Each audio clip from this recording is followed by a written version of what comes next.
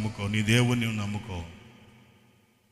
దేవుడు నిన్ను దీవిస్తాడు, నిన్ను ఆశీర్వదిస్తాడు, నిన్ను బలపరుస్తాడు, నీ సంచిని ఆయన సరిచేస్తాడు, నీ కుటుంబాన్ని సరిచేస్తాడు.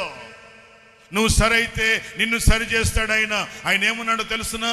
ద్వితీయోపదేశకాండ 1వ అధ్యాయము 28వ అధ్యాయము 28వ అధ్యాయం 1వ వచనంలో ఒక అద్భుతమైన మాట చెప్పాడు.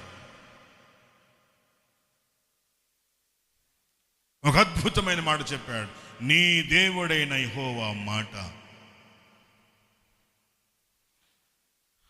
నీ దేవుడైన యెహోవా మాట. ఎవరి మాట? సృష్టికర్త అయిన యెహోవా, భూమి ఆకాశాలని తన మహత్తు గల మాట చేత కలుగజేసిన యెహోవా మాట, దేవుని మాట. నువ్వు విన్నానంటాం కాదు, ఈ చెవితో విని ఆ చెవితో పడేస్తే నీకే జీవితంలో ఏ కార్యము జరగదో.